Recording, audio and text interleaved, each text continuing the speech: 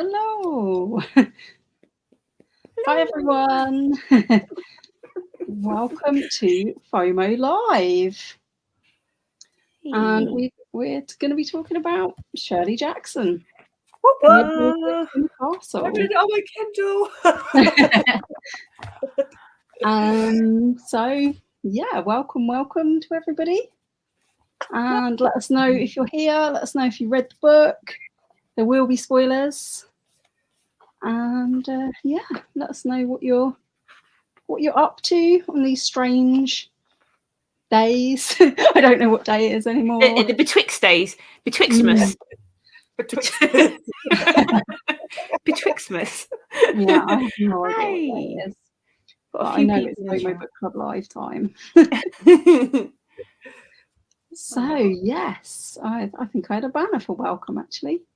I've forgotten how to do lives because I feel like I've hosted for ages. It's been a while. Yeah. So yes, here we are, and we were reading this. Which was it both of your first time reading any Shirley Jackson? Yes. And I've got The Haunting of Hill House I've had over there for a little while. I really want to read it now. Oh yeah, I've read that one twice. I do like that one. Right, so let's see who's here first of all. I know Jim was in early when I came in, because the chat starts at midnight in Jim's time. So he might be sleeping then, but enjoyed the book. And Mary Cat was a rather unreliable narrator. We shall definitely be talking about her. Getting into that, yeah. And Zach's in. Hello, Zach. Hi, Zach. And hello to Berna. It must be a similar time for Berna. It must be quite late in Turkey. No? It could be. And Ange is here. Hello, Ange. Oh, Ange read it yesterday, didn't she? Like me. 3 hours ago. Impressive, Berna. Oh. Even later than me. I read it like 2 days ago, and Jack, you read it yesterday, didn't you? I read it yesterday, yeah. Cutting it fine. And the reading cat is here. Hello. Reading cat. Hello, reading cat. I like that name. It's 11 p.m. for Berna. 2 hours ahead. No, 3 hours ahead. So Zach's saying this is my favourite Shirley Jackson. It's a very strange book to start with, though. It is. I think I've only read this and the other famous one that you just mentioned, Jack. Haunting of Hill House. Yeah, Haunting of Hill House. I think I read Haunting of Hill House first, then this, and then I reread Haunting of Hill House after I watched the TV series. I watched the TV see how series. different it was. I watched the TV series. That was spooky. Oh yeah, it's super different to that, but like similar vibes. Thank you, Jim. You are here. You did make it. Hi, Jim. What would we do without Jim telling everyone to do that? I always forget. So yes, what were your general thoughts? I suppose we should start with. I do have a banner. Still can't work out how to run a live show. General thoughts. When did you finish it, Gemma? You finished it a few days. Last week, wasn't it? Was it last weekend? I feel like it was a week ago, something, about. Yeah, it wasn't. I didn't feel like ages ago or anything, but I was quite pleased to be the first to finish. You were the thing is, with these books, what we've discovered doing the lives is that the closer you read it to the live, the better the discussion, right? But I kind of cut it really fine this time. I did feel a little bit stressed this time when it like Christmas had gone, and I was like, right, we are planning to schedule this for 4 days away, and I have not read it. I definitely wanted to. I felt like I wanted to read it in one sitting. Yeah, which I kind of did, but now that I've done that, I kind of want to go back and take my time with it and read it again. That's what I feel about it. So as you finish first, Gem, would you like to start us off with your thoughts? Generally? I really liked it. It was my first Shirley Jackson. I didn't quite know what to expect going in because I know a lot of people had said, like Zach said, that it was a bit weird, and I don't always get on with weird. but I found it really like propulsive to read, even though there wasn't that much happening plot-wise all the time. Just the way it was written made me want to carry on reading. And I thought the characters were brilliant. I loved Constance and Mary Cat and Charles as well as characters. I thought they were so well written. So yeah, I really enjoyed it. Atmosphere, tick. Good characters, tick. Good writing, tick. Excellent.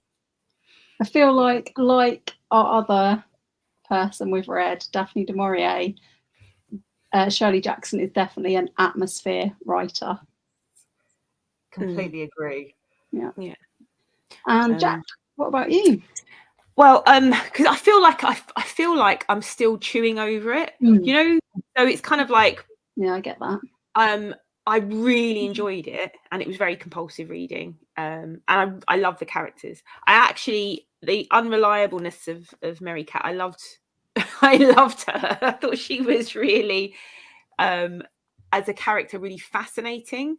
And we were just having a couple of little chats thinking about themes of things to talk about yesterday, and there's just so much. It's like 150 pages, this book, or this copy of it is, and there's so much to unpick about it, and about the characters, and about the way they live, and the story that you never quite find out everything. And I just found it really engrossing, and it's my first Shirley Jackson. Obviously, it was not going to be my last.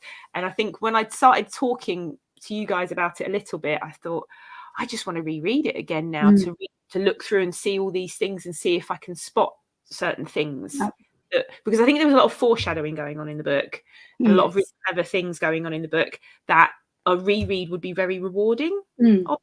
Did you find it rewarding? Because it's a reread for you. Yeah, it was a reread for me, but I think when I looked up when I last read it, it was about 2016 or something, so I had forgotten it.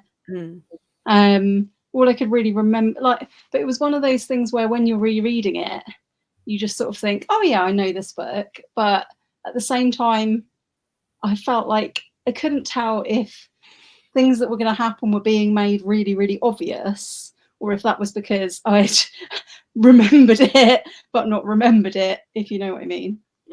So yeah, but it was an enjoyable book to reread, and I think, as you've just said, it's like the sort of thing that would reward like a reread closer to your first read. I actually did think when I finished it that I could have just started it again straight away and gone back through it, because I don't know, a bit like, it's a book that I think would be good at school to study, because it's quite short, but you could reread it again and again and get new things out of it every time. A bit like Mice and Men. I read that about 5,000 times when I was at school, but it's still one of my favourites because it just never gets old. Like the bits that you pick up in it never get old. So I feel like for a 150-page book, we have got a lot to talk about, and we could probably talk about this and all different themes in it forever. Obviously, we won't, but there's a lot in that 150 pages, and that is like the kind of book that I absolutely love. A book that can say everything it needs to say in 150 pages, and like still really make you think about it a lot. There's so much depth of character and plot. There's so much plot going on in this book, but it's plot of something that's already happened. You're just trying to unpick this kind of like through flashbacks or through their clues that they're giving you, and it's such a mystery in the book. And then the first, like, talking about rereading it, I went back and I just reread the first paragraph after finishing it, and I was just like, oh, there's just so much in this now that makes kind of like you kind of look at it with different eyes once you finish the book. Like you could literally go back and like pick apart that whole first page actually, which talks about her family and the house and the Blackwoods, and it's like suddenly lots of it kind of is more meaningful now. Having read the book, you want to go back and kind of pull it apart. So I think this is the kind of book that when I first finished it, I was kind of like, enjoyed it, blah, blah. And then the more you think about it, the more enjoyable it becomes, I think. And that's so rewarding, isn't it? The best kind of book, really. Yeah, I think it's one of those sort of very slow reveals. Like I felt like we were getting new details like every page that would be like, oh, is that something? What's happened here? Like, what is this about this family? I suppose we need to say this is a very spoiler-filled discussion before we drop any clangers, don't we? Yeah. Before we start spoilering it, there's about to be a lot of spoilers of this book. If you haven't read it, maybe don't listen yet. So, shall we see some comments? Yes. Jim says to see any Shirley Jackson he has read. And Paris, Texas has made it. Hi, Paris, Texas. Hi. Finished your reread yesterday. Excellent. What did you think? Jim has got sleep beckoning. I'm not surprised. I don't blame you.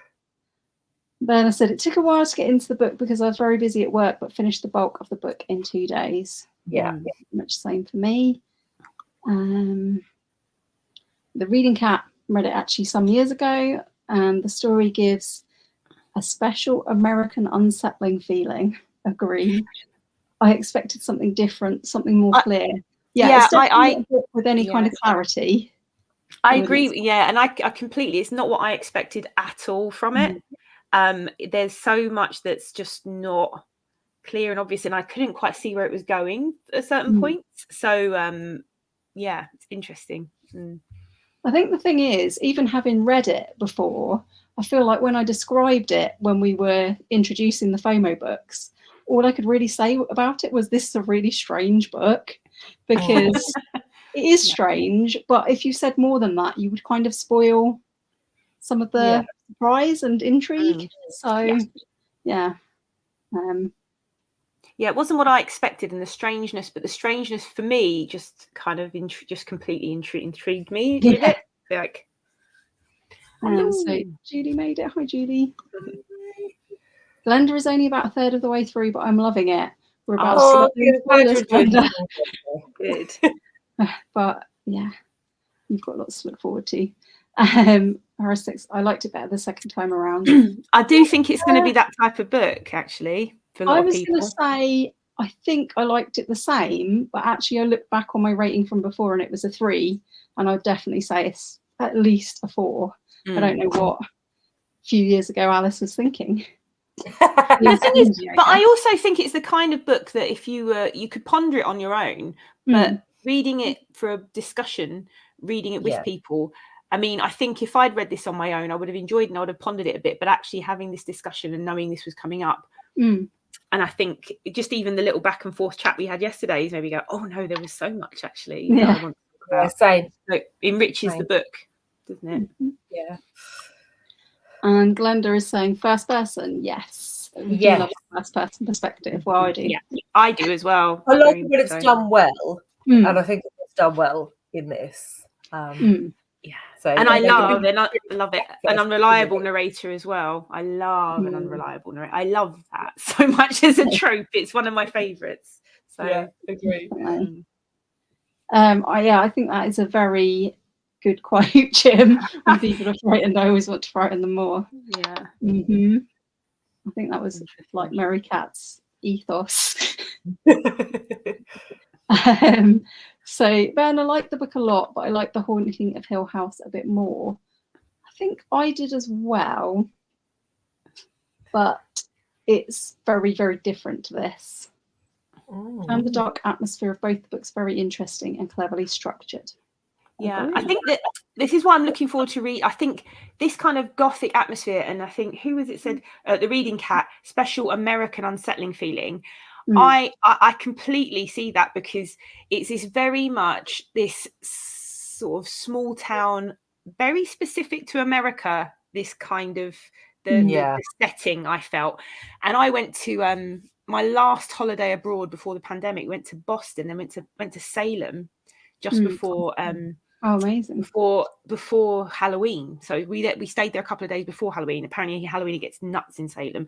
But we stayed in this little neighborhood, and as you walk down the road, there was the big, the houses is that kind of specific sort of house you get in these small town. I mean, not that Salem's small, but these kind of those American clapboard houses that are really atmospheric and spooky. And there's like leaves blowing across the porches and all this kind of stuff going on. I'm like, it's that kind of thing, and that's the kind of vibe I get from Shirley Jackson, even though it wasn't necessarily that time of year, because there's lots of the garden features a lot in this as well, doesn't it? And all the food, which we'll talk about in a bit. But that kind of atmosphere, that very American Gothic, I suppose. I don't know, would you call it that? I don't know what you'd call it. Maybe. Very, very specific, and I love that. Something that I was very drawn to about it. Yeah, I feel like, although I've never been to a place like that, I can absolutely picture it in this book. Like, I can picture exactly what that town is like, and exactly what, like, I think their garden is like and their house is like, and it's all very quintessentially American, as you say, a bit American Gothic. Like, it's very, very atmospheric, and very. I think anyone who's watched any sort of American kind of style horror or anything like that would kind of recognise it. So, and Shirley Jackson was writing in the 60s and 50s, wasn't she? So it's kind of almost like a blueprint. I don't know what her influences would have been, maybe, but you can see her, like, the influence of her and the way she's written her characters. She's just very reminiscent of other writers for me, but obviously she's earlier, so like an influence, really. I think it was published in 1962, and I think there was like an afterword in mine by maybe Joyce Carol Oates. I haven't read that yet. I've been interested to read that. And I'm sure it said that shortly after this was published was when Shirley Jackson died. So yeah, she was quite young. I read about that. Her last book. I read about it. I think she was quite reclusive by the end, and she died. She's like 48. She was quite young. Yeah. Yeah, it did say a bit about it in the like little extra bit. So I have not seen the film. Zach's saying the 2018 movie is great. I'll have to watch that. So that's cool. I didn't even realise there was a film of it, to be honest. I didn't know that. And Ange is still pondering. Definitely a reread required. Yeah. I agree. Julie's going to watch that movie. Yes, I think that everybody every time has told us, well, there's an adaptation of this. I don't think I've watched any of our FOMO adaptations yet. No, I don't think I have. Only Goodnight Mr. Tom I watched. Oh yeah. Well, I didn't rewatch it for this time, I don't think. No. I need to start we need to start FOMO movie club. Watching the adaptations. So, Julie's with castle in the title. I was expecting European location. Was surprised it took place in America. Yeah, and the title's interesting as well, isn't it? Like that we've always lived in the castle. Because I suppose when you read the book, I suppose it's more about the idea of their home being a fortress or a sanctuary. It kind of that's what I thought after reading the book. But yeah, I get that. Interesting to contrast it with our read from this time last year, which also had castle in the title. Yes. It was also a teenage girl from a very rich, well-to-do family. Teenage girl actually living in a castle. Yeah. Whereas here we've got a teenage girl who doesn't technically live in a castle, but it's all very,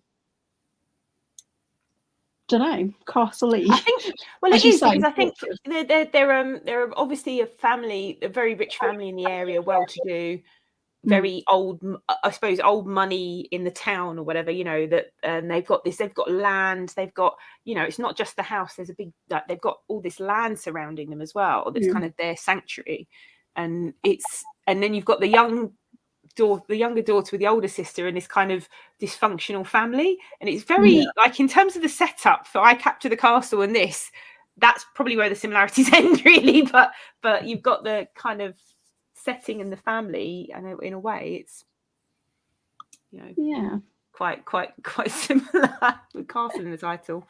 So speaking of like the setting slightly, this title's about relating to the opening really. And we've already touched on it a little bit, but obviously that first chapter, we're kind of dropped into not actually the castle or their home or anything, but the town. And there's very much like a us versus them type vibe even before we've met the family, isn't there? There's like I'm the only one who goes to the town, the others can't go to the town, and like there's a real sense of menace in that first chapter, but not necessarily, well, obviously there is vibes of that from Mary Cat herself, but also menace from the town towards her. Yeah. It's very dark, actually. Yeah. Yeah, I found that whole opening, that's what kind of suckered me in, because you're like, what has happened that this is the state that they're in. But yeah, I found the scene in the sort of the coffee shop when she goes in, and the man's talking to her and he won't let her pass, and the other guy comes in, and the way they're talking to her, and then the way the children are chanting the songs at them, it's very disturbing, like very dark.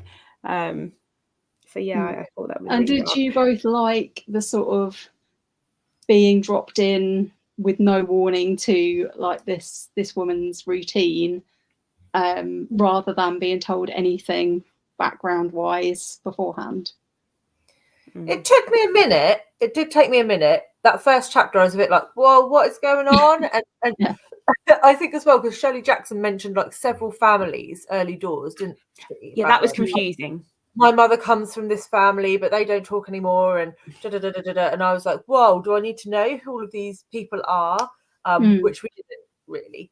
But one of the things that I did like was it sort of gave us an insight into how Mary Cat thinks, because she was supposed to be what, 15-ish? I think she's 18. Oh, 18. Yeah. But she's quite juvenile in the way that she thinks and approaches the world. And I think from the very offset, we saw that because she talked about her trip home as like a board game. I don't know if you remember, but she was like, it's a way to get through it.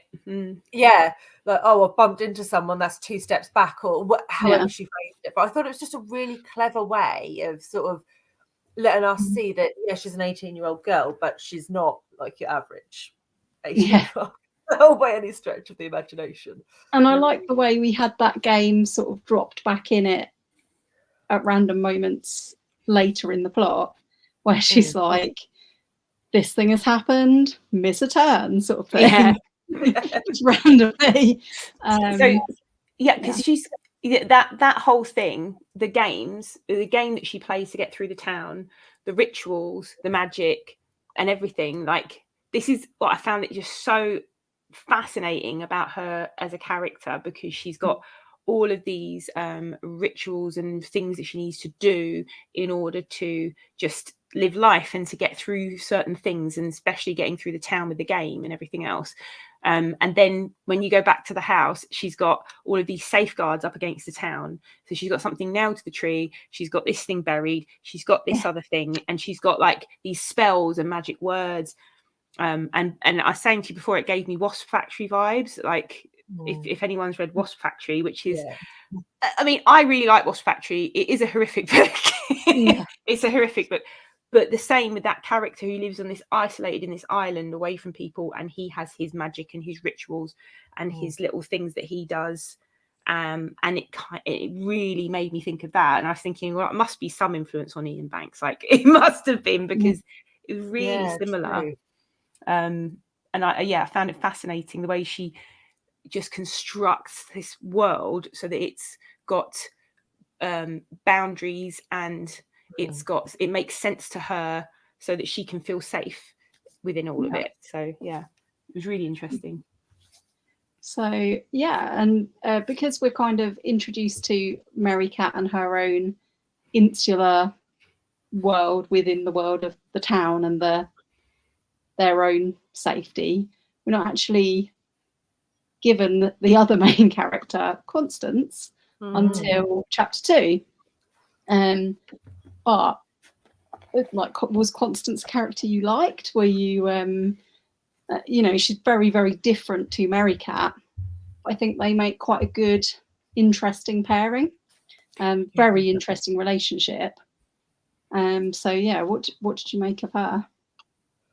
I mean, one thing that springs to mind now as we're talking that I hadn't really thought about before was, obviously, Constance is the older sister, right? So she's got to be at least 20, early 20s. She never really comes across that old to me. It's almost like both of them come across a lot more immature, probably to do with the fact that they haven't really had anyone to raise. Trauma. Yeah. But also almost that they haven't progressed from the moment of the incident to current day, which was it like 6 years or something it was 6 years. ago. So it's like they never really moved past that in the way that they think, which is really interesting. But I loved Constance. I thought she got a bit of a rough end of the stick, really, in life. Definitely, yeah. I think when she's first introduced to us, I think we don't meet her, but Mary Cat talks about her in the first chapter about how much she adores her, and she almost presents her as this golden, beautiful princess.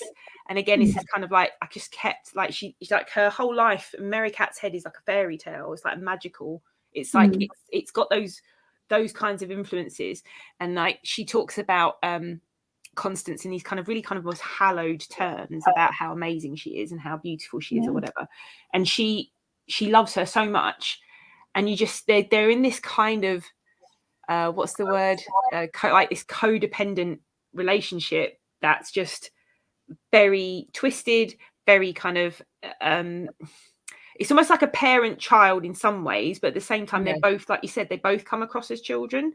So it's a strange one, and I find them both, like you said, they're stuck in this kind of very immature phase, but this traumatic incident that's happened, and this trauma, even despite how it was caused or what's happened, would kind of affect them in that way, I imagine. It could have affected them that way. But I think Constance, in lots of ways I feel sorry for her, and in other ways, like we talked a little bit about this yesterday, but I think there's some complicit things going on here with Constance, that she's not entirely trapped and innocent. She's there because, or I don't know, we'll talk about it when we get to that, but I think she's an interesting character, and I really liked her though. I found her really, really likable character. I thought it was interesting as well that sort of the things we've heard about Constance before we actually meet the character of Constance, we get like Mary Cat's very, very rosy, like Constance is wonderful.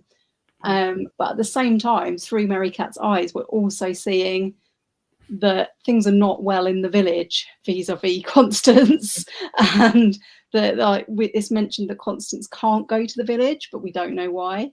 The villagers, several of them ask, how is Constance? But not in like a we really want to know how Constance is type of way, more a kind of reluctant way.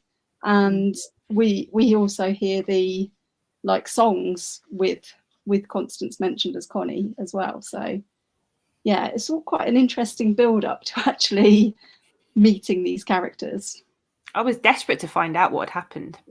I was really like, oh, what's going on? I think that was the only thing that on a reread, I think I did know at least kind of what had happened. I don't know if I knew the exact details, but I kept thinking, this seems a bit obvious, but I think that was just because I've read it before. Well, no, it was. I think it was though, because I think like it wasn't actually when it was revealed. I wasn't shocked by any of it, the reveal at all. But there's still, until it's actually said, you don't know 100% what's happened. Yeah. But when it was revealed what had happened, I wasn't. Yeah, you couldn't be shocked. Given the way that Mary Cat talks as well, I was just hoping they'd all be dead. I'd like to come and find them all dead, lying around the shop. I was just wishing death on everybody all the time. I think someone's mentioned that in the comments, actually, if I blast her a few. So Anne said it's timeless in a way that you could set that in the modern day and still have the atmosphere. Are you trying to figure out what's because obviously we know the book was written in 1962. Were you trying to kind of figure out, because I think again when we talked about Thingy being timeless, the last book we read, the 13th Tale, I think this could almost be timeless actually. Exactly like Anne said.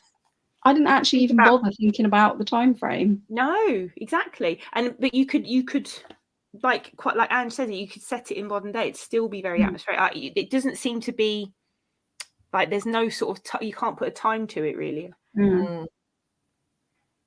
So Zach mentions that Shirley Jackson has another book called The Witchcraft of Salem Village, which is non-fictionish and good. Thank you. Can't remember what that was about, sorry. This is the castle titles. Yeah. Oh yeah, the castle titles. I kept calling it I Capture the Castle all week. Yeah, I was like, Jack, that's the wrong book. Don't read that one. No.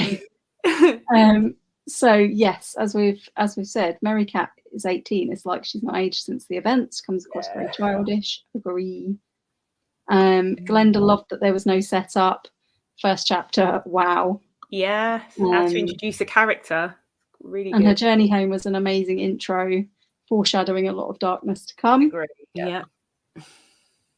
Until I learned Constance's age, I thought Mary Cat was 12 to 13, then realised her real age. Yeah, Constance is actually in her 20s because I think Constance was. It said when the incident happened and she went on trial, she was 22, and it was 6 years before. Oh, of course. I think she's like 28. Yeah, she's old. She's much older. So they're like 10 years apart. 28-year-old in the book. Games that had to deal with my life. Glenda, yes. I think we've all kind of done that a little bit, haven't we? Those sorts of games to gamifying life, basically. Zach hadn't thought of it, but it is like Wasp Factory. I was shocked when she said that she dreamed of the townspeople dead. Yeah. Lots of the things she said were occasionally really shocking. I found that. Yeah. I loved it about her, actually. She was pretty messed up. Pretty blunt. I can't even say the words now. Blunt and brutal to be dropped into the thoughts of like somebody whose thoughts are, I wish all these people were dead. She's very sociopathic, isn't she? She's just... Imagine if I just came in and walked over all their dead bodies and got my shopping myself. It'd be great. Yeah. But she's 28. She was having all these really disturbing thoughts. You still sympathised with her? Oh, definitely. Because I think... But I think this is the thing, because you're in a character's mind and no one knows what anyone's thinking, right? And I think that a lot of people must sit there thinking dark thoughts a lot of the time. They just don't necessarily act on them. So, you know, when she's saying these things, and she's a teenager, don't forget, so they are prone to the melodrama. So you could almost be forgiven that, you know, for thinking, well, she's just a teenager, a bit melodramatic.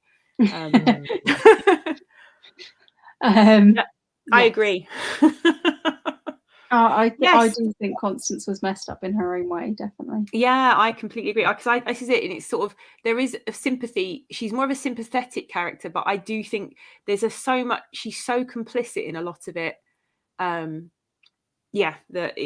talk about it when we get to the incident. Constance though comes across as very empathetic and caring.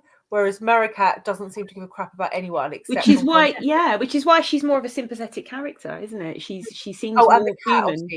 You know, she likes and that's the other thing. Mary Cat liked her cat, and the cat followed her around. I was quite fond of that, actually. Yeah, I like the cat. He was a good cat. Was he called Julius? Jonas.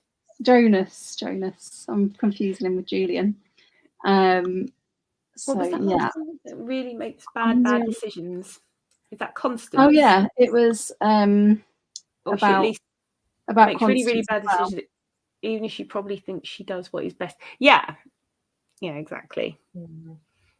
Yeah, I feel like we sort of later in the book got a bit from her about like her guilt. Like she's obviously feels very guilty about stuff that isn't necessarily directly her fault, but that she feels she ought to do penance for, sort of thing. So she obviously considers them to be really, really bad decisions. Definitely.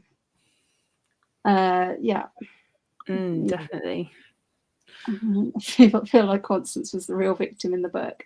Yeah, we did just have a little discussion of that yesterday, didn't we? And we weren't quite sure.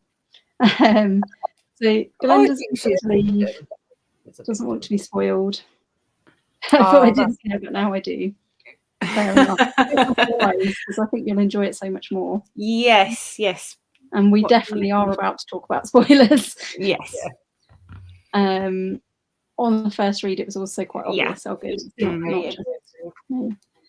good. Creepy how Constance gradually lost the sense and little dignity that she had. In the beginning, though, when she's first introduced, that first scene we actually see Constance in, I felt she was really disturbed.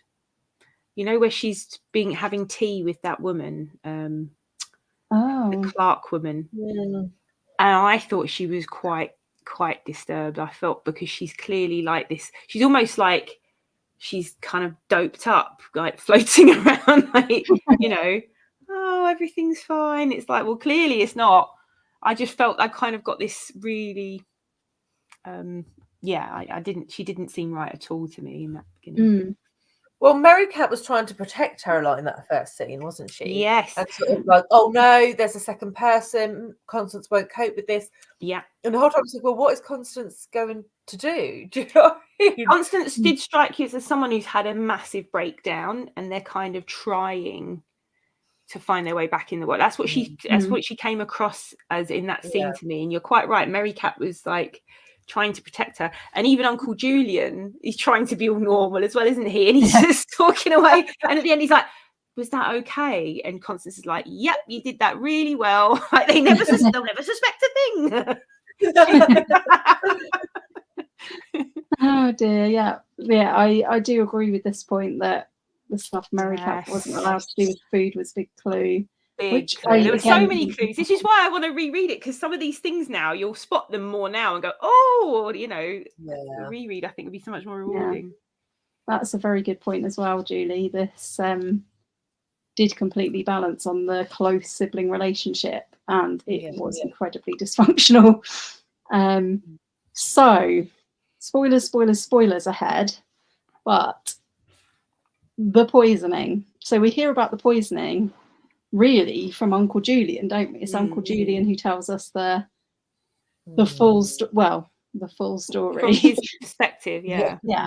His perspective on the story is what we get first, I think. In fact, did he tell it to those ladies that the second lady that came along? Because she clearly wanted the details, right? She wanted the tea. She wanted to spill the tea. Literally, she wanted it. And she's trying to not act like she's being a ghoul, but she kind of is. I suppose you want to see the dining room where it all happened. And she's like... If you set it in the modern era, she'd definitely be having a selfie with Uncle Julian. Definitely. Like a sneaky photo of the room where it happens. Yeah, exactly. But so he gets to... because he's writing his book. Now, how much of these notes and things are actually anything more than nonsense and his own kind of scribblings is anyone's guess. But I incredibly enjoy Uncle Julian as a character. I really liked him. He was so good. He's the one I felt the most sorry for. He was the one I felt the most sorry. And when she kept saying, I must be kinder to Uncle Julian, and you just sit there thinking, she keeps reminding herself to be kinder to him.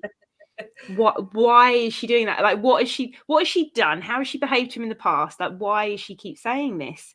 And she gets annoyed when other people aren't kind to him. She's like, we've got to be kinder to him.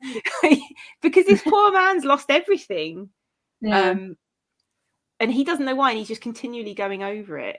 And he's physically wrecked from the poisoning as well. It was still something I didn't quite understand, because he was poisoned too, right? But survived it. So she was trying to kill him. Yes. And he didn't die. So then why? I don't know. Did she feel bad about it afterwards? I think so. But I think, like, also he's so broken, isn't he? And, you know, he's kind of obsessive because he doesn't even know if it really happened. So he's not quite sure. So he keeps going over it and going over it. And it struck me as, like, elderly relatives I've had who've had issues with their memory, with dementia, with all sorts of things. They have these obsessive things that they go over and over and over. And it kind of reminded me of that this constant reference to this and constantly having to go over the story, and they're listening to it all the time. And he's then every now and again, he's like, it did happen, didn't it? Like, it's not just something, you know, so he needs this constant reassurance about it. I don't know.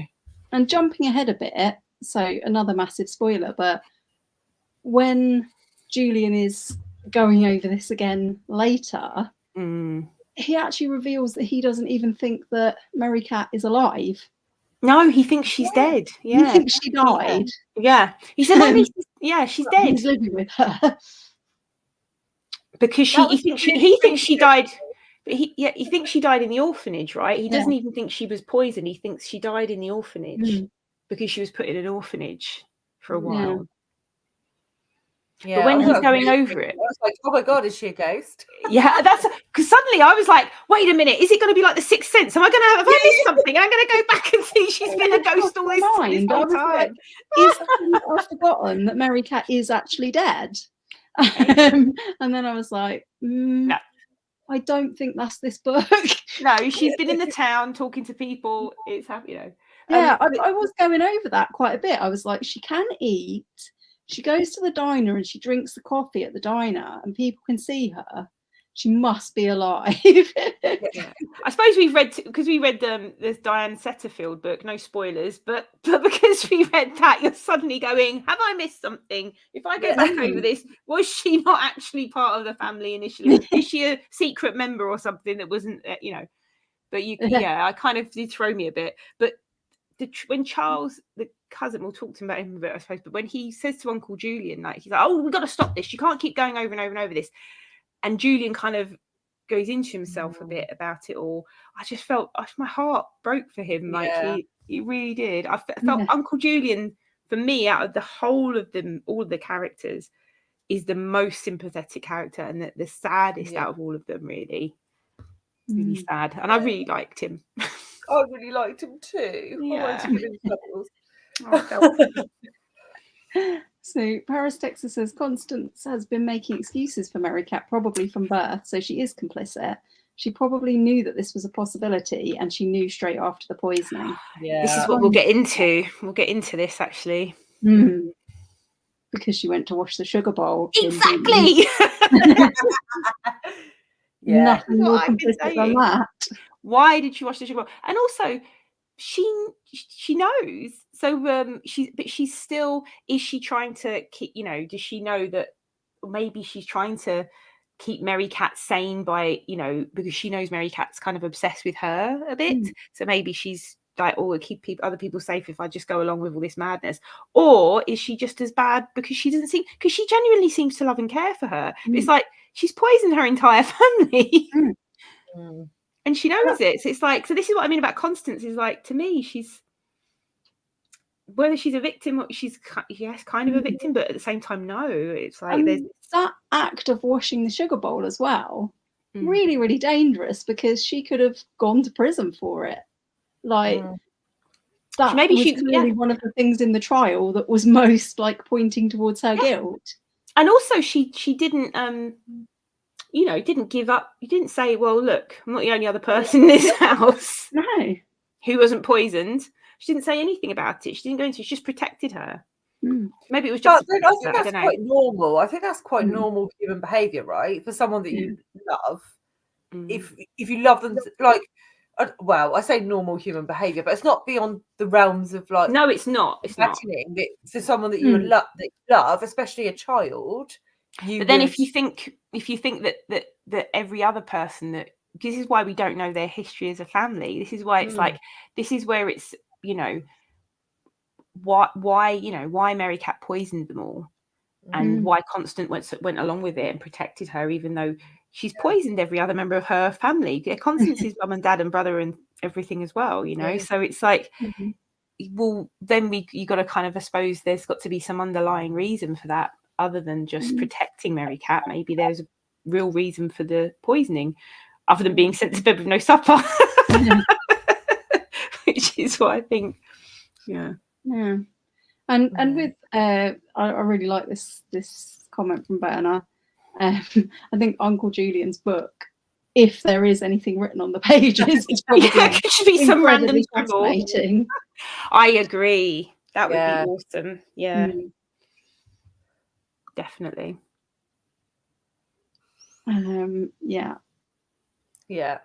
Agree. Yeah, she knew, because she says, I knew you didn't take sugar. You don't take sugar. It's fine. You'd be safe. Do you wonder who he thinks she is? Yeah. Just this randomer living in the house with him. Oh, that can't be Mary Cat because she's dead.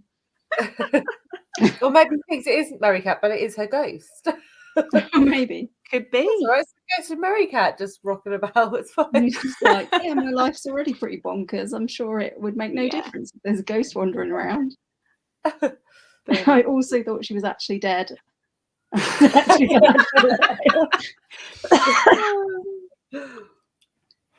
Oh, Bernard really felt very annoyed being in Mary Cat's mind.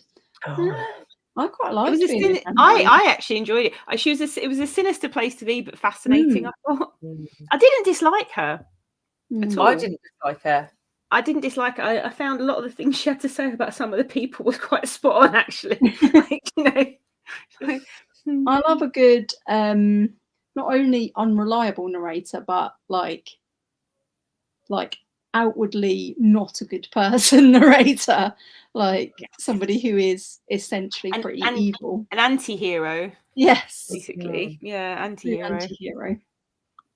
So Angie's saying, my sister is 10 years older than me. She would cover for me, but I would then worry how she would cope. My sister would end up telling on me.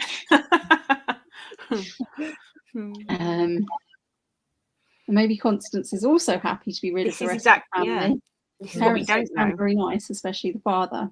I do feel like maybe the rest of the family, apart from the mum and dad, were just like collateral damage, because she was like, I'll put the poison in the sugar because Constance doesn't take sugar. Who cares? Yeah. But we don't get a lot of information on the family, do we? Like, there's little bits dropped in about like certain people arguing, but you never really hear anything about Is them. it true? Like, her mum and dad might have been lovely, but like we're hearing it from Mary Cat. So exactly. And also they've got this whole, so if you go back to that first page, that's what I mean, like the first page is about the most you hear about the rest of the family, like where there's these rules and we are not allowed to do this or we're allowed to touch it. So because quite a lot of rigid structure going on within the house, I think, before. Interesting is whether they're imposed on her by anybody else or not. Mary Cat has an awful lot of rules that she's following now. That Constance, I think, has given her. Because I was sitting there thinking about, well, who set these rules for her? Yeah. About you're not allowed to touch this or do this or do that. And I feel like it was Constance. Yeah. And she would listen to Constance. The food ones have not been allowed to prepare the food and stuff is probably Constance. But some of it, she seemed like she's very set in them, isn't she? Like Constance at the end sort of said to her, oh, you can go in this room now. It's the only room we've got. And she's like, no, it's Uncle Julian's room. I'm not allowed in Uncle Julian's room. Yeah, and she says something about, oh, I only go to the creek on a Tuesday or something. Like, that's part of the rituals and stuff, though, isn't it? Because the day after the house, or the day before the house, the day of the house. Oh, we're going to get spoilers again. But the day the house gets on fire, like burns down, it's literally like, we're supposed to be making the house up neat. Like, today's the day we do that, you know. So she's like, we do this on a Monday, we do this on a Tuesday. I go to town on a Tuesday, I go to town on a Thursday, or whatever it is. And she's like, she doesn't know what to do with herself when what Charles decides to go to town instead of her, and she's very about everything about her to make her life secure is ritual and you know. These things that need to happen at a certain time, you know, schedule. So Andrew also wants to know more about why she did it. I agree. I do as well, because you kind of hear these hints of things that have gone on between the family and the townspeople, and like, why is her mum's family house belong to someone else now? Like, there's just these little hints of history, but we don't know. So it's kind of, we just left to wonder why it all happened. And Constance bought the poison too. I don't know how she didn't get convicted. I don't. Fair point. I honestly don't know how she hasn't been convicted, because she's cooked the food, she's washed the sugar bowl out, like she's how has she got away with it? How she got away with it is great. I'm just saying, I suppose it has to prepare food after the sugar is reasonable doubt, right, that she put it in there. And if there is no sugar bowl because it's been washed up, they can't tell that it was definitely on the sugar, can they? So I guess because she was acquitted, she wasn't found not guilty. So it must have been lack of evidence. Yeah, it has to be, because it's just, Yeah, like honestly, I don't know how. But like you said, it must be just lack of evidence. It's got to be. It's like that woman in Australia, isn't it, who's been done for poisoning her family with mushrooms. Oh, yeah. Have you read about that? No, I haven't. It's only happened this year. It's only happened this year. And this woman in Australia, she's served her in-laws and her like basically she's divorced from her husband, but she still gets on with her in-laws. And they came round for dinner, and there was like, out of the people at the dinner party, they're all dead, and her and her children are not. And she served them this thing with these poisonous mushrooms in that had been foraged. And to start with, it was all this big tragedy. And the police arrested her about a month ago. So it's like, but again, it's like you can't, but there was no, I don't know, there must be evidence for it. But it took them about 3 months to arrest her. So it kind of reminds me of that. And it's the same kind of thing. It's like, is there evidence? It's got to be circumstantial, I suppose. If the sugar's all gone and the arsenic with it, there's only circumstantial evidence, isn't there? You can't really convict on that, I suppose. I wouldn't let her prepare food. No, I wouldn't either. No. So Uncle Julian also talks about his brothers with Charles, so you get some information, and also some of the townspeople have some comments. They are envious, but there must be some truth to it. Yeah, I get the impression that they just weren't very nice to the townspeople at all. You know, they cut off their cut through. They're like, you can't cut through our land. Yeah. So, because she talks about that, and she's like, our land is all safe because people used to walk through it. But then my father was like, no, you can't do that anymore. Yeah. He's like locked all the gates, isn't he? I think that's one of the things I would pick up on a reread, is I would look for the little nuggets about her family, and like, because I do feel like that's probably some of the bits that I like didn't. You don't take notice of the bits about anything about her family, or about the background, about the townspeople, about anything like that you might have like not really thought much of initially. I think would be perfect for rereading. Yeah. Ferris Texas says she got away with it because she's a pretty young girl. There might be something in that. Some sort of insanity defense. Maybe that would work. Maybe. So, related to the poisoning topic, food in this book. I love the discussions of food There's in the a lot book. of food in this book. A great deal of it. And I feel like for me, the food is completely associated with Constance. Do you agree? Yeah, I do agree. I really liked the sort of foraging aspect of it, the like preserving things. It sort of built on this isolated environment for me, because a lot of the food they got from the garden, or they stored it for later. So they really were sort of self-sufficient to a degree. So I really liked all of that sort of side of it as well. Oh, I loved it. I love food descriptions of any kind. And this kind of whole way through the book, it's food, the making of food, the getting of food, the eating of it all. It's all very ritualized in the book. And like at one point, didn't she say something like they eat their way through the year? They're kind of like they're like eating all the spring produce, and then it's the winter stuff, and then it's the, like you say, the preserving and everything else. And even at the very end, it's all down to we talk about like the food and the offerings that people bring them, and at one point they talk about the children as well. So she says something like, about eating a child, because the children say they're going to get eaten by the two ladies in the house. I couldn't eat a whole child. I don't think I could cook one. Could you? The little jokes about it, but the food, and I think it's kind of like that's Constance's kind of, I suppose, for want of a better term, that's her love language, isn't it? That's the way she looks after her family, because she's always trying to get poor old Uncle Julian's digestive system must be really messed up since he was poisoned. And every time he keeps asking her, I think I'd like a grilled lamb chop, and she's like, lovely, I'll do that for you. And he's like, actually, I think I'll just have an egg, because that's all he can manage is soft food. And then he's like, I think I'd like some liver for lunch. I'll do that for you. And he's like, maybe just an egg. But poor old Uncle Julian. But yeah, the food descriptions were great though. It kind of made me hungry reading it as well. I love the fact that once they can no longer go to the town at the end, you've got like all the food offerings coming in from people who are basically scared of them. And I love the fact that they, as you said, they're like totally self-sufficient from all this stuff they've got. But it's nice to think that they could carry on living like that for ages, because not only have they got this supply, they've got like an endless supply of roast chickens being brought to them, because the villagers are like, my child did something naughty near their house and now I have to bring them a chicken, or they might eat my child. But it's all very, again, it's that whole fairy tale thing, because we talked about this a little bit, but all of it is very like heavily influenced by fairy tales. It feels like not just Mary Cat's character, but and the way she thinks, but the book itself. And you think about these two sisters, and then they're alone. This idea of them capturing and eating children, they become this almost mythological, like this local myth, don't they? And then, like you say, these food offerings, and this idea of these two old kind of spinster characters living in this house that's then covered in vines and that have grown back to cover it. And it's just all very fairy tale like to me. And I just found it like all that imagery really fascinating. And I think food is a big part of that.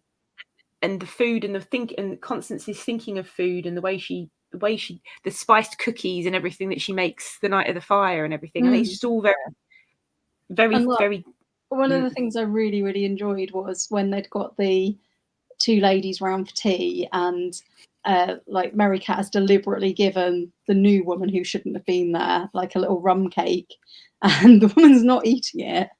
And she's just like taking delight in the fact that she hasn't passed her the sandwiches. She's given her this cake, and she's not going to eat it or drink her tea because she's too terrified of them. Yeah, we had it as well with Charles, didn't we? When he had breakfast there. Yeah, he didn't eat to start with. I think Mary Cat specifically wound him up that morning, but like as he was going to eat it, he was like, should I eat this? Yeah. I love that. And then Constance said, look, you ate dinner here last night and you're fine. And then Mary Cat's like, whatever the name of the mushroom is, can take 7 to 10 days. Yeah. Oh, it's so funny. That dark humour was great in it. It was.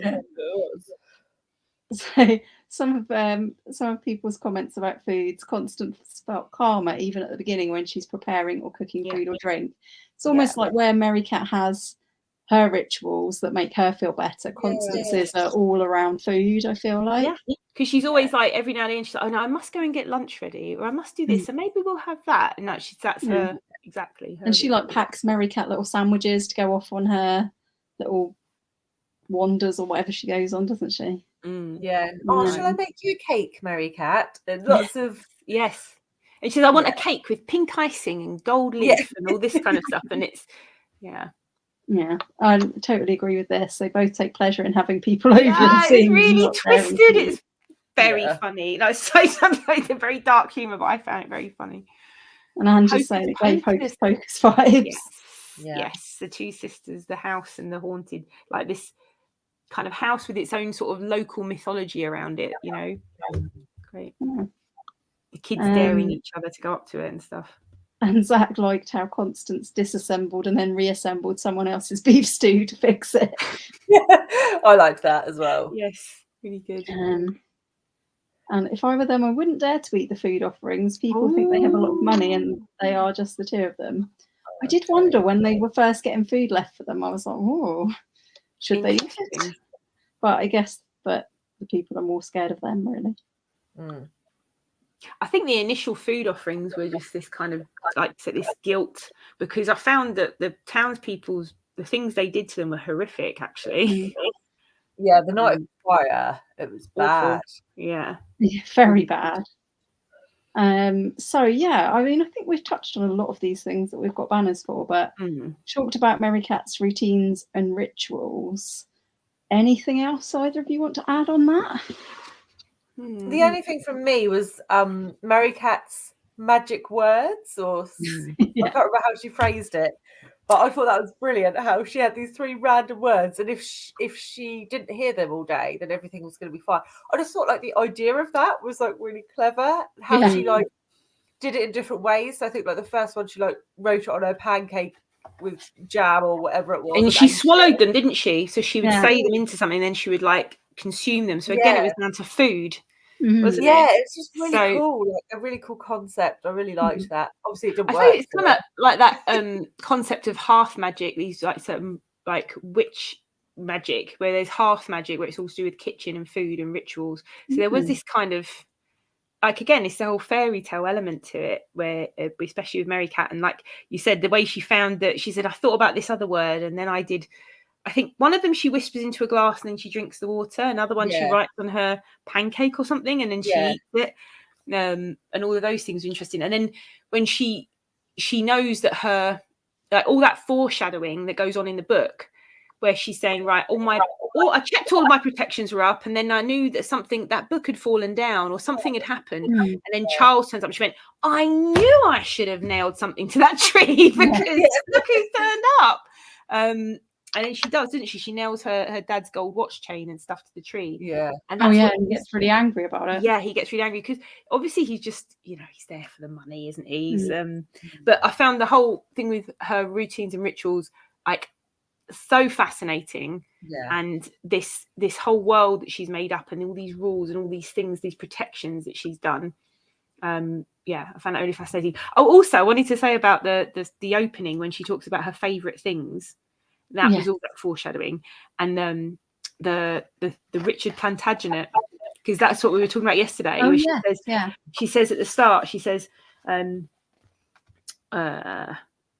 I dislike washing myself and dogs and noise. I like my sister Constance and Richard Plantagenet and Amanita phalloides, the death cup mushroom. But Richard Plantagenet, Richard III, is supposedly, I mean, the Richard III Society would be a bit annoyed, but apparently he murdered half of his family and also is accused of murdering his nieces and nephews, the princes in the Tower and everything else. So I thought that was really... So I thought that was really interesting because he's like, obviously he's got a bad press from Shakespeare, but he, at this point, he would have famously been someone who was known for basically killing half of his family to get to where he got to. So I thought that was interesting, as a thing to say, a bit of foreshadowing. And I completely didn't pick up on that. I was just like, the only reason I did pick up on it is because I'm finally reading that book on fans, and one of the chapters is about people who are fans of people who are I don't know what you like, I suppose, who are maligned in history, and one of them's there's a bit about the Richard III Society in there, and I'd only just recently read that, so when I saw his name I was like, oh, interesting. So we've just mentioned him, but the arrival of cousin Charles completely throws all Mary Cat's routines, like changes everything basically. It's like the real turning point in this book, isn't it? If there is an incident that sets off everything else that's to come, it's cousin Charles. Well, and Mary Cat even says that, isn't it? There's change coming. That's what she feels. I knew there was change coming. And that morning, she starts off talking like Uncle Julian, where she says, "We didn't know that would be the last morning we did that, and I didn't know those would be the last library books I put on the shelf." Blah, blah, blah. So it's like the catalyst, definitely. So Charles, did you like him? Love to hate him? What do we think of cousin Charles? I definitely loved to hate him. He was horrible. Brilliant baddie. I thought he was absolutely brilliant. But one of the things we were talking about yesterday was how reliable is Mary Cat's perception of him. I mean, he seems like a pretty out and out wrong and right, but I can't help thinking that she literally hated her whole family enough to murder them all. I'm thinking he's quite lucky to be alive, actually. But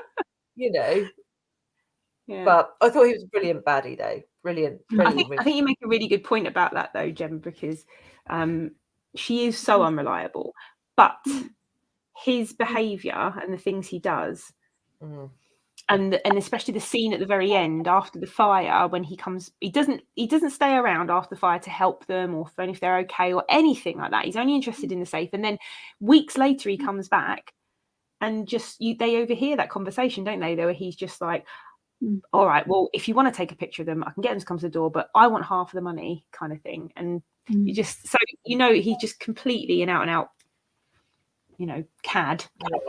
And even while the fire is happening, he is literally like, all you ever hear from him is, let's get the safe out, let's get the safe out. He doesn't say like, where's Uncle Julian or where are the girls? None of that. Just, where's the safe? Let's get the safe. Yeah. But again, it's all from Mary Kat's perspective. True.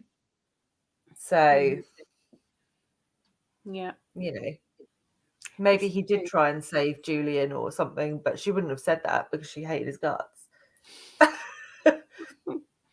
Unlikely. I will give you that. I'm being what's the word? An antagonist. So Zach's saying, maybe there are no good guys in the book. He loathes Charles. Yeah, Charles is just. I found him when he was saying stuff to her, like, because she wouldn't talk to him, and then he would talk to the cat, and he'd like, "Isn't it interesting, Jonas? And cousin Mary doesn't know that what I do to people when I want to get even with them." And he'd say stuff like that, and it's like, oh, like, and he's probably about Constance's age because she remembers him, but Mary Cat doesn't. She's like 18, and then he says stuff like that, and he says about getting even. He says about, I can't remember what else he says to her. He says something else on the sly to her, which is basically he threatens her, like veiled. He has these threats that he does under his, like, talking to the cat, but actually talking to her. And I just found that really despicable. Yeah. I mean, I think, like, at a minimum, he's just in it for the money, right? Oh, big time. Maximum, he's like full on evil, but do we know that? And the thing is, I don't think he's, unlike, Mary Cat's a psycho, like she's a sociopath, big time, and possibly Constance is a little bit as well. However, they're not unnecessarily cruel. Like, they're not going to want to be unnecessarily cruel, but I think they're protecting themselves. Whereas him, she killed her whole family. Yes, but in her mind, no, I'm not saying that she's not evil, but I'm saying in her mind, she's not like going out to kill people for the fun of it. Like, she's done that for a reason, whether it's a good reason or not. But him, he's very much, it's out for himself. It's kind of, I suppose she is as well, but he's very much about taking stuff away from them. Like, he wants their money. He wants to split Constance away from the other two so that he can control her and control the money and control the house. Whereas, and Mary Cat's kind of done that herself, actually.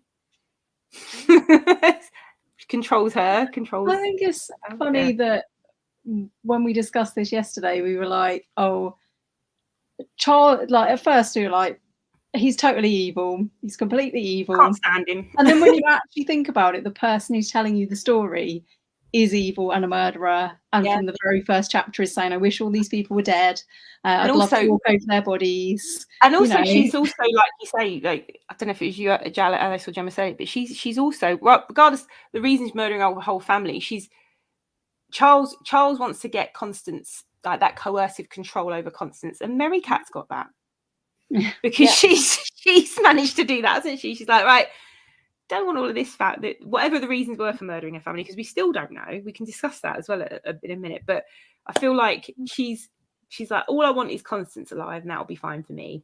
And then me and Constance can be together, and it'll just be me and Constance. And at the end, she's like, oh, I'm so happy, Constance, because it's just the two of them living in this boarded up shell of a house. Like, oh, I love it here. Perfect. Oh, dear. It was Mary Cat that set fire to the house, right? So, when you look at, like, the actions, okay, Charles did turn up and caused some issues, right? Because I don't think he's not a sociopath, he's a manipulator. But if you look at his actual actions, he tried to put Julian in a home where he would have the proper care that he needed, tried to put control of Mary Cat, tried to make sure that their cash was somewhere safe, not just in a safe in the house or buried by the lake. When you think about his actual actions, they're quite reasonable actions. They're but very the way reasonable. Mary Cat has pulled it, and when she then didn't like it, she set fire to the house. And she's killed her Uncle Julian. Uncle Julian twice. Yeah. I think Charles is lucky to be alive, actually. I think it was against Mary Cat's intentions. Yeah. Yeah, no, you're right. Yeah. And by that you think about it, like what he's doing, very reasonable things, and you put it that way. And by that same token, like he's also very sensible to get out while he still can. She set fire to the house. Okay, she's set fire to the house. I definitely am not going to be able to achieve any of the things I wanted to achieve here, like helping Uncle Julian get proper care or anything. I do think though it's not. I think I'll leave with my life. They're reasonable things, but none of it's out of the goodness of his heart. I don't think. I really don't believe that. Possibly not.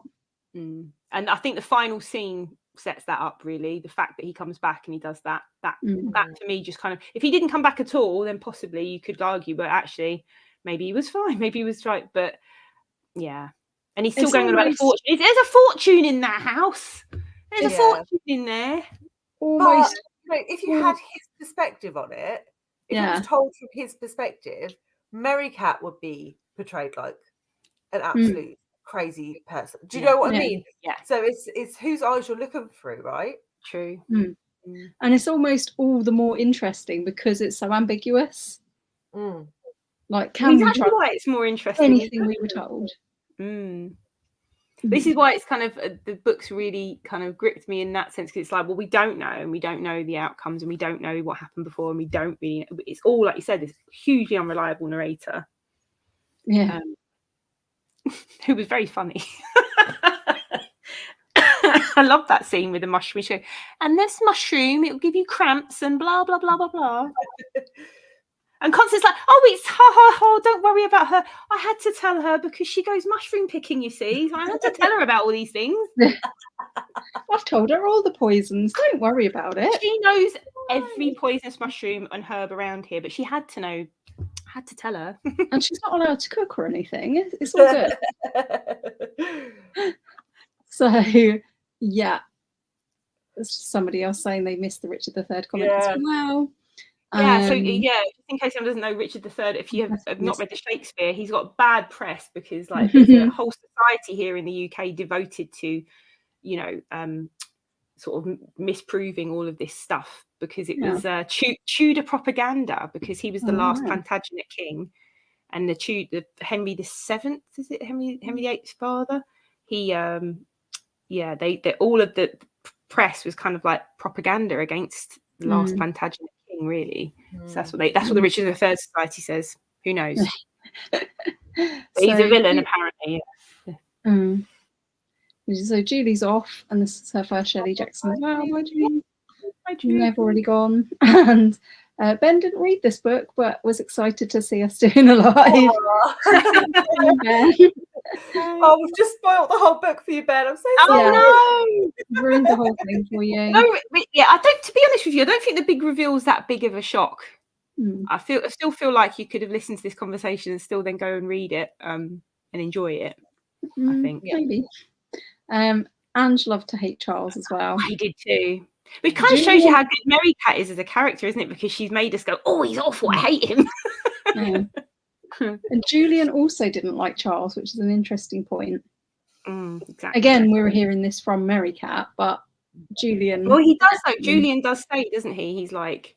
I mean, like you said, we're seeing all of it through Mary Cat, so all the reported speech, whatever. But Uncle Julian says, like, he's a bad person, or he's evil, or he's a bastard. That's what he calls him, isn't it?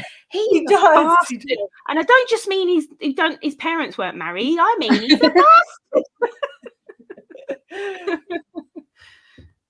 I think he arrived because he had no inheritance and underestimated them. Read. Definitely underestimated Mary Cat. Julian didn't like Charles. Charles's father? He also didn't like. Also, didn't Julian look like their father? Yeah, as well. No, Charles did. No, sorry, Charles is what I mean. So Charles looked like their father. Mary Cat would be like, he's got a big moon face like father. I don't like that, because obviously didn't like her dad. You're playing into my hypothesis now. See, Bernard's got the other perspective. she was like projecting her father anger onto him. Is that your hypothesis? Oh, nicely done, Gemma. Yeah. Very good. I feel like I could write an essay on this.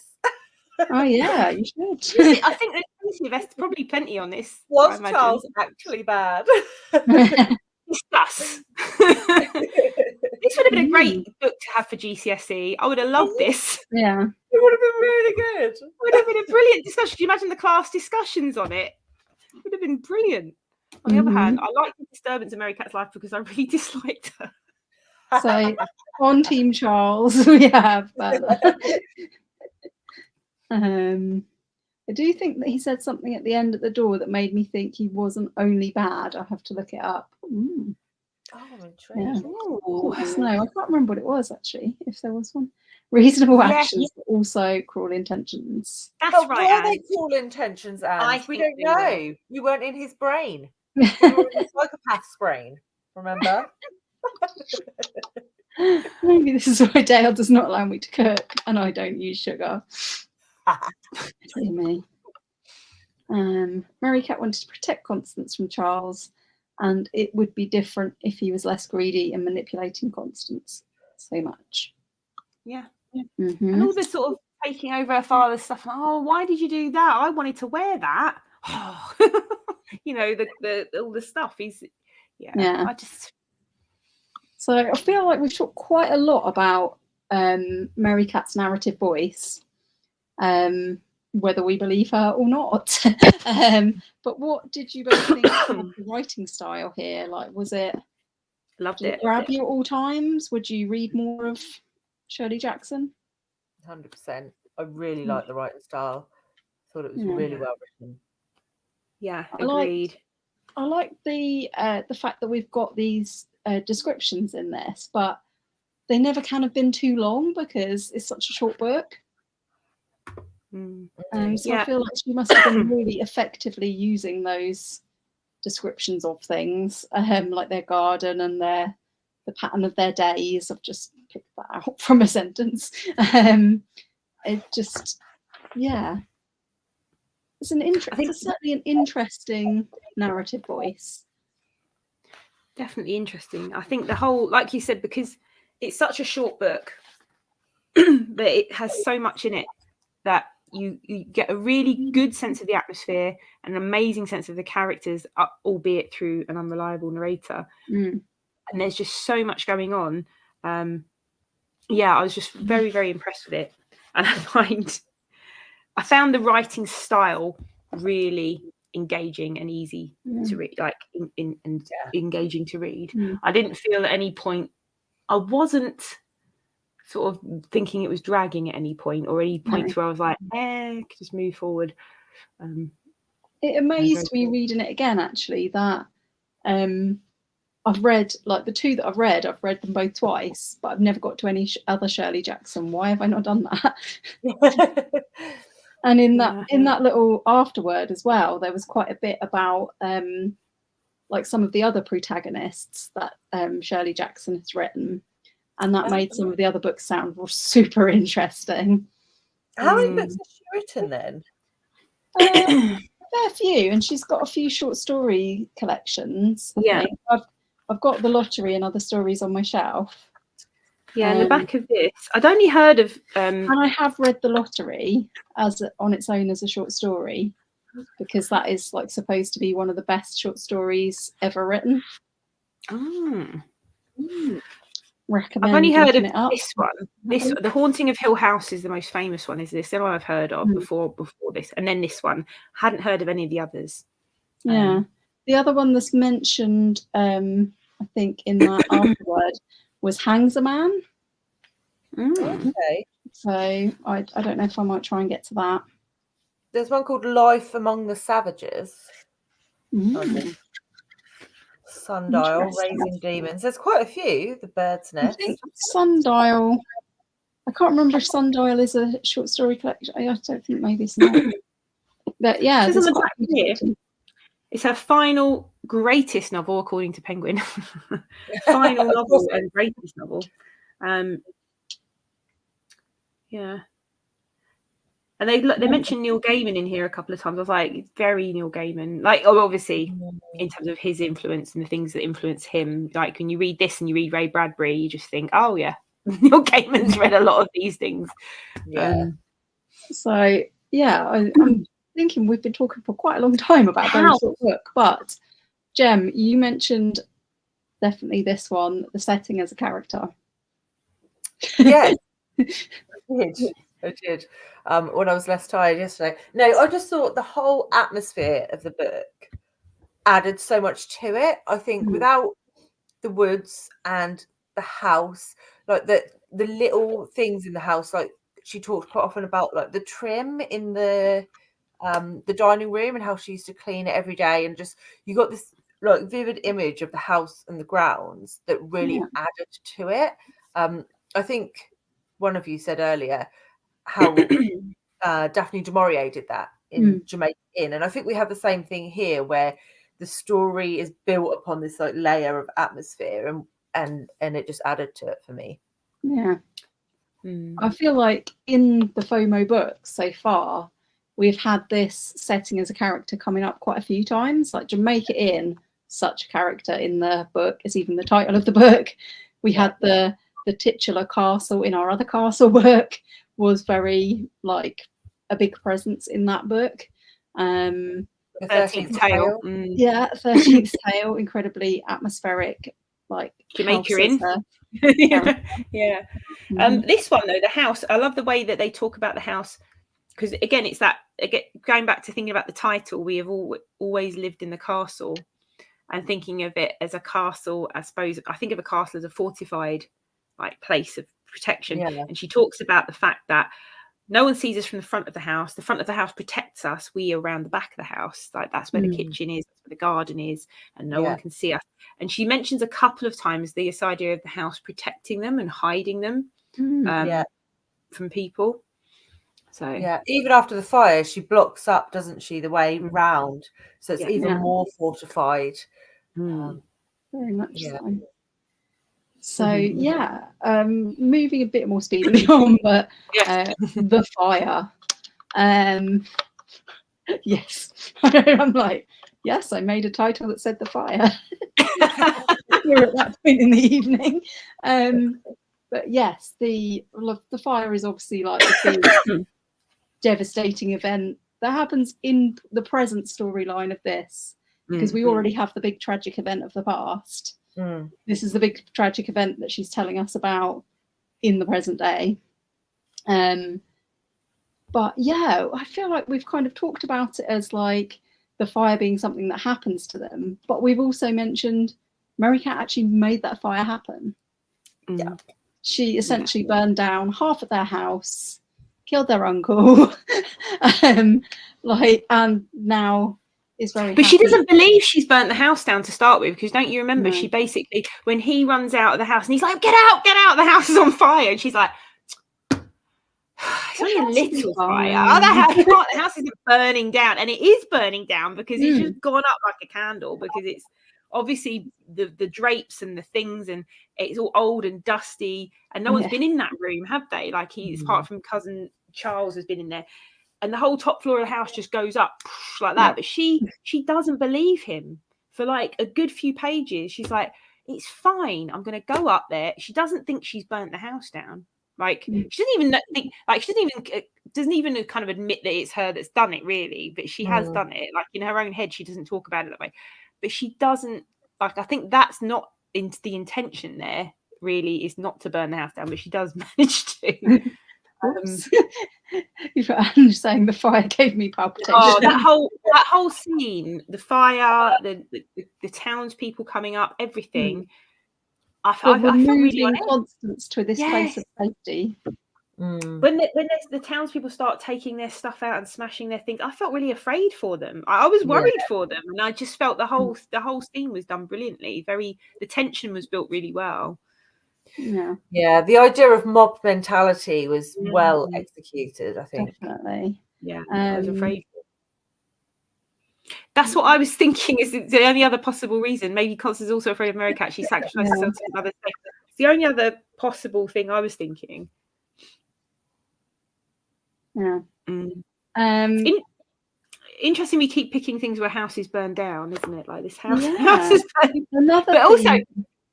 I think you've got to kind of start reading into the Jane Eyre vibes in all these books where the house is a character, isn't it? You're like, yes. It's a house going to burn down. Comment from Berner about The Haunting of Hill House, and only giving the necessary details about the house, for example. I think that's about what we were saying about descriptions, but at the same time, I think it well applies as well to The Haunting of Hill House. Hill House being such a big character, so it is something that she does more than once. Is this the place as a character? And I love that. I always love that in books. Mary Cat on the Moon, thoughts? Yes. Yeah. I feel like by the end they are definitely living on the moon. The best place for them, I think. Yeah. In Mary Cat's head, perhaps. I think that whole thing about the moon at the end, because at the end they're all kind of like they're locked away, they've got their own little space, and again she said, I just want to live on the moon, just you and me, and that's kind of like you said it, Alice, they're kind of at the end. Yeah. What they get. And also even like the ashes from the fire everywhere, you kind of think to yourself, oh, I mean, this was pre-moon landing, so I don't know about moon dust, but you're just thinking this landscape must have been very almost like moon-like in the end. Yeah. So I think Berner's saying about the Haunting of Hill House again, that also does have a very interesting narrator. Agree. Sundial by Catriona Ward is my #1 recommendation for people that like this book. Is it based on Shirley Jackson's version then? There is one called that in her books. There is. Do you think they're based? I don't know. Well, that's a long cover. We'll be looking that up. But it's interesting she got annoyed because Charles used her father's things, which made me think maybe she liked her father. I think she's just quite possessive over the stuff they've got, and anything that I think she's quite actually possessive over the status quo and the routines. And I think that him touching things that are not his is part of it. I think I can relate to Mary Cat a lot on routines and stuff. So I'm just like, I was like, yes, don't interrupt. That's their day for cleaning the house. And why are you touching their stuff? I promise we are coming to the end. We've talked about the ending already, but just very briefly, the reveal. Was it a revelation? Was it a big reveal? Not really, to me, but I read it before. And I can't remember how I felt the first time round, but what did you both think? No, I thought I don't know if I implicitly knew that Mary Cat had done it, but I think because we'd had so many clues, it wasn't that much of a surprise when it was said. What was more of a surprise to me was that Mary Cat and Constance had never discussed it before that point. It's been 6 years, Yeah, that was like, whoa.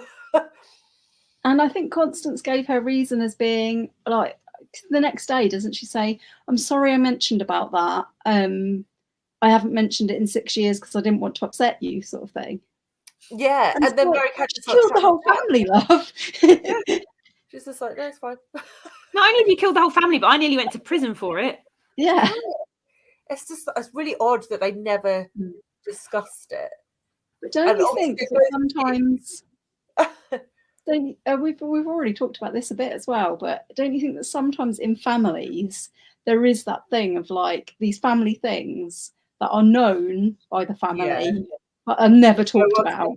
Yeah. You're not allowed to talk about it, but this is what has happened in our family. Yeah. I think the fact that Uncle Julian talked about it all the time as well. It's just like, and they used to just sit there and be like, yeah, Uncle Julian, that's what happened. And they both knew that wasn't what happened. Interesting. But I think it's a great build up towards the reveal, and in a way, although as you say, it's not that surprising. I like where in the book we finally get that. Yeah. And as you said, how surprising it is that they've never talked about it ever. And it's like one of the only solid things that we get, right? Because everything else is very like wishy-washy. That's the one thing that we get confirmed, which is nice. Yeah. You don't get confirmed as to why she did it or anything. The only thing you get is when she starts the fire, when she runs off, the night that she starts the fire, she runs off because Charles says he's going to punish her.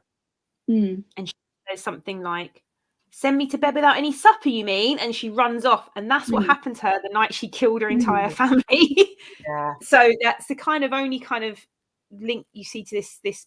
Is that why she did it? Because she was sent to bed without supper? Is that why? I mean, there's got to be more reasons to it than that, but it was a strange one. And then Constance just says, what surprised me more than Merrycat, knowing that Merrycat did it, was that Constance said, "Oh, like you did before," because she said, "Oh, I'm going to put death in all their food," and she says, "Oh, like you did before." She went, "Yes, like I did before." And that Constance surprised me more. Constance, I suppose, was more of a surprise to me that Constance knew. Yeah, because I felt like Constance was treating her like she was this innocent little girl who was a little bit touched, but not that she was a murderer. But Constance knew the whole time. That was more surprising. So Zach's saying he's surprised all three of us liked it. The other person he buddy read with it didn't. Didn't. I suppose it is quite a, like, if you don't like being in the head of Merrycat, you might not like it that much. No, like it that much. I don't think it's a book that everyone will like, though. I think it's yeah, agree. It's like Katherine says on a fishing trip.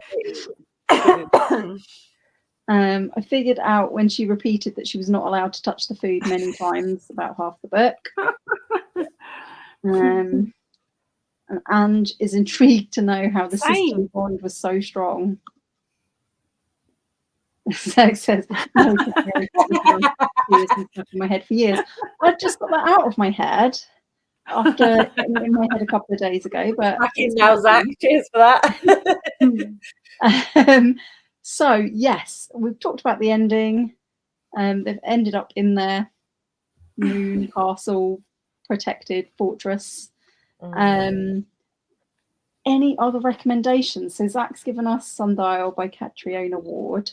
I was definitely going to say, if you like this one, try Haunting of Hill House, because it's got some similar themes, but it's not at all like this book in any other way, other than like the setting, and the setting being like a person and an interesting narrator.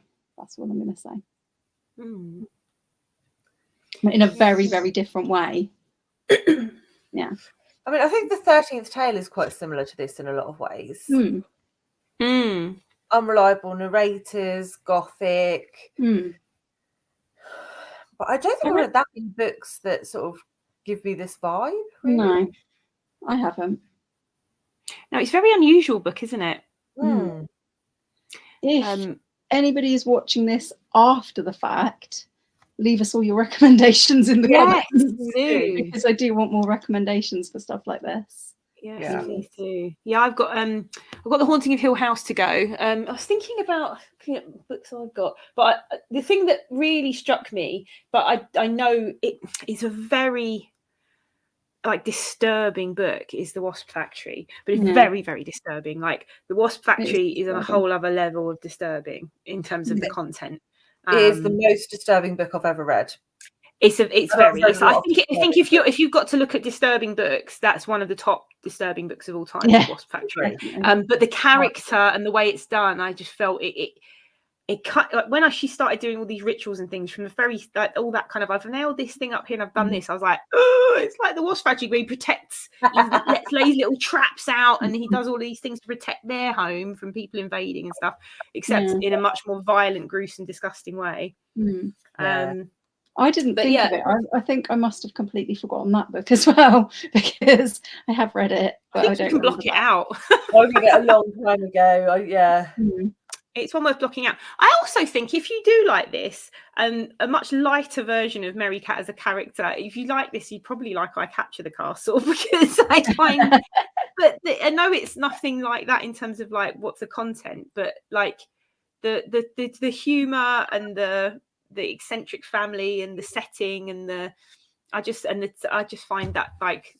If you like those things, but the polar opposite family. But the polar opposite of a family. And also the nice, it's nice. It's not a horror and it's a nice book. But yeah, there's lots of one actually. Have either of you read the Yellow Wallpaper? Oh no, but yes, I've heard so much about it. That gives these sort of vibes. It doesn't really tell you anything, but it's just like unsettling. Yeah. I'll have to try that. Unsettling. See, this is it. Unsettling things, I suppose. Our Wives Under the Sea would probably fit in this category as well, actually.